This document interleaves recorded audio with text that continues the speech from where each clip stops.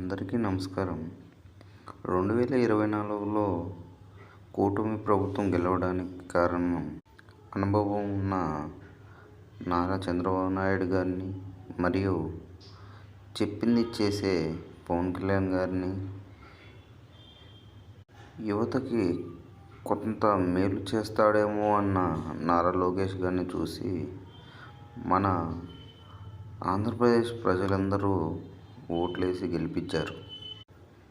నారా లోకేష్ గారిని చూస్తే ఇప్పుడు విద్యాశాఖ మంత్రిగా, ఐటీ శాఖ మంత్రిగా గత 16 నెలల్లో ఎన్నో కంపెనీలు మరియు ఆంధ్రప్రదేశ్ని డెవలప్ చేయడంలో నారా లోకేష్ గారి పాత్ర నెంబర్ 1. చంద్రబాబు నాయుడు గారికి 16 ఏళ్ళ అనుభవం మరియు 5 ఏళ్ళ అనుభవం ఉన్న నారా లోకేష్ గారు ఇప్పుడే కొత్తగా అనుభవం తెచ్చుకోవడానికి వచ్చిన పవన్ కళ్యాణ్ గారు కలిసి ఆంధ్రప్రదేశ్కి ఎంతో మేలు చేస్తారు అని యువత మరియు ప్రజలు ముందుండి ఓట్లేసి గెలిపించారు. ఈ 16 నెలల్లో ఆంధ్రప్రదేశ్కి ఎంత మేలు జరిగింది, ఎంత నష్టపోయాం. గత 5 ఏళ్ళుగా ఆంధ్రప్రదేశ్ ప్రజలు మరియు పలు కార్యకర్తలు ఇబ్బంది పడ్డారు. వాళ్ళ మీద కేసులు పడినాయి. ఎంతో నష్టపోయాం. మన రాష్ట్ర భవిష్యత్తుని చాలా వరకు మన చేతులారా పోగొట్టుకున్నాం.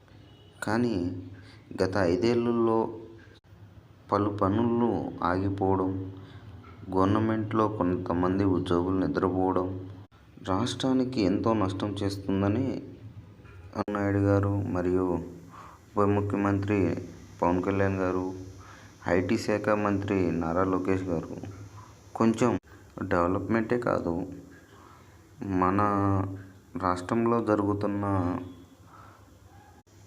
పనుల్ని గుర్తించాలి. ఎందుకంటే పలు కార్యకర్తలు జనసేన మరియు తెలుగుదేశం పార్టీ, బీజేపీ కార్యకర్తలను కాదని ఇప్పటికీ గత 5 ఏళ్ళ పాలనలో ఉన్న నాయకులే ఉన్నారన్నట్టు మన గవర్నమెంట్లో ఉన్న ఉద్యోగులు పనిచేస్తున్నారు.